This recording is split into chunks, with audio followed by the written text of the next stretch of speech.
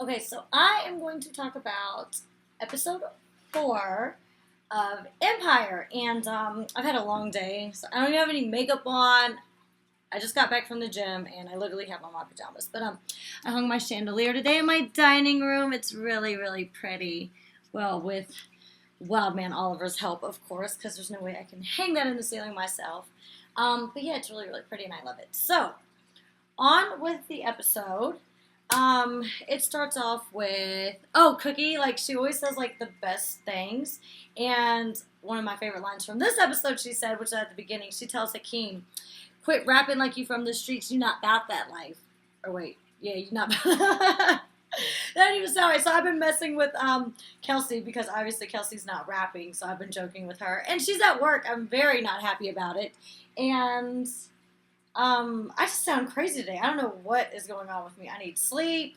I'm tired. My shoulders look really big in this lighting. I don't know what's going on.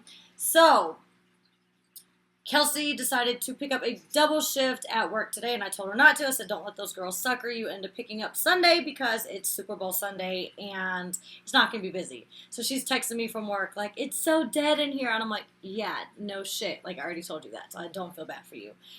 So I'm sitting here all alone, nobody beside me.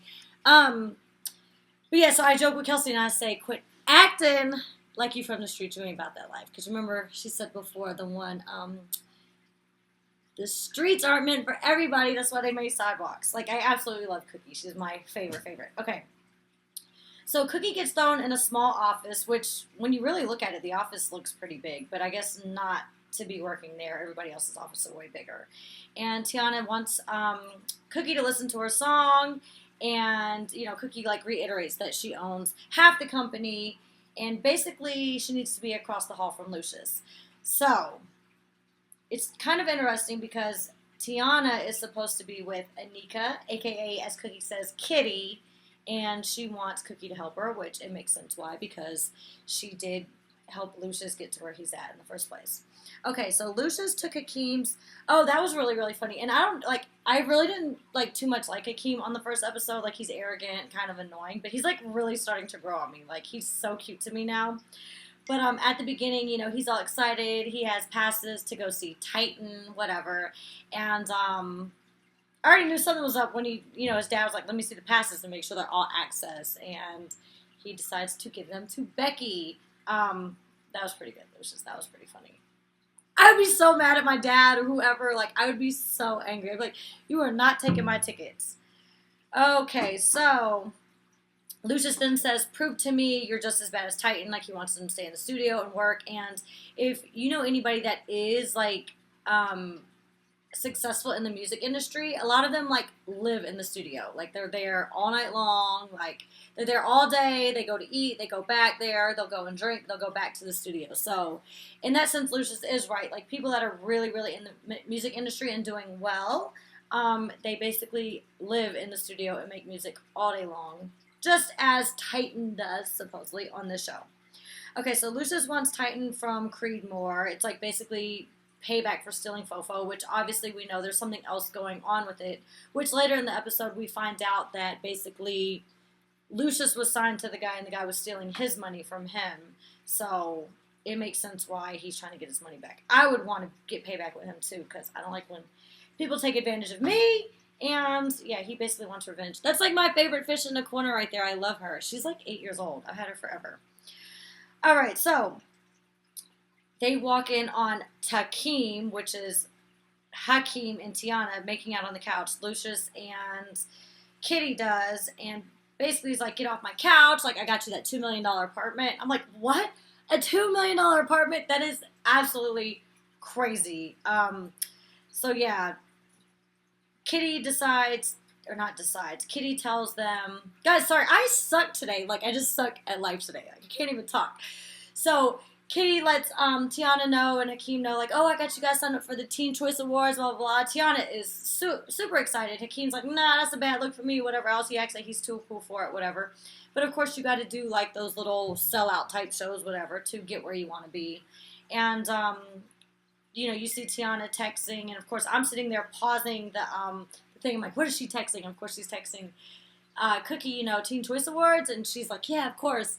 And, when Anika's like, who are you texting? Oh, she's like, I gotta run it by my manager, Cookie. She's like, you better not mess this up, and blah, blah, blah. She's like, no, Cookie's stoked about it.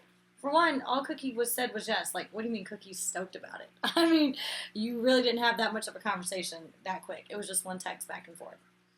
All right, so Cookie meets Titan's mom, and basically saying they're part of the Nation. The Nation killed Lucius's dad, and yeah, so, and then not just that, but Titan's mom follows Cookie's mom's story. So obviously this is going to work out in Cookie's favor, of course, which will then help get Fofo for Empire. All right, so they see Detective Walker comes in. They say they found Bunky's vehicle. He was shot around 9:30 on the 12th. Like, what's going on with that? And where were you guys at? And, Lucius makes a smart comment, like, oh, I'm probably home. He's like, are you home alone? He was like, oh, I got like 15 maids. Like, he's such a brat. But, you can tell that he's scared. And the whole scene, like the flashback scene, like, I completely forget Andre's even, like, one of the sons. Like, he's irrelevant to me. And Kelsey and I were watching it, and we kept looking at the boy. We're like, is that Hakeem? Is that Jamal? Like, who is that boy? Like, I can't tell who it is. And, of course, it ends up being Andre. And so you see from the beginning, Andre's always had his dad's back. He puts the gun in his toy box, whatever, so the cops wouldn't come and find it. And he's basically doing this now. He's, I'm pretty sure Andre knows that his dad had something to do with or did kill Bunky. He's pretty smart. And Jamal or Hakeem would never even consider or even think that, but I think Andre does know, and of course he is covering for his dad. All right, so he's like, oh yeah, he said they may. Oh yeah, Andre says that they watch. People are blowing up my phone. The Super Bowl's on, guys, and somebody tweeted me earlier. It was really funny because in 2013, the Super Bowl. You saw on Bad Girls Club season 11. I was like, oh, and this I heard this somewhere, okay? I didn't just make this up. Like, I'm not that retarded. Okay, so I made the comment, yeah, did you guys know that they're playing football at the Beyonce concert? Because Beyonce was performing at halftime. Like, I heard it somewhere. It was really, really funny. That's why I said it. Like, people thought I was, crazy back then. But, it's funny. Like, hello. I don't even know who's performing at halftime. If they did perform, I saw the Pepsi thing. Whatever else. And the crazy Kim K commercial talking about, oh, people losing data, it's such a tragedy, and there's playing the sad music in the background. I'm like, what is Kim doing? And of course it was a stupid losing data for cell phones. Like, that bitch makes too much damn money. Like, can I get on a Super Bowl commercial? Can I just get on a regular commercial? Can I get some damn money? Like, Kim, you can't be hogging all the commercials, all the money. Like, it's not fair. All right. It's such a tragedy, Kim.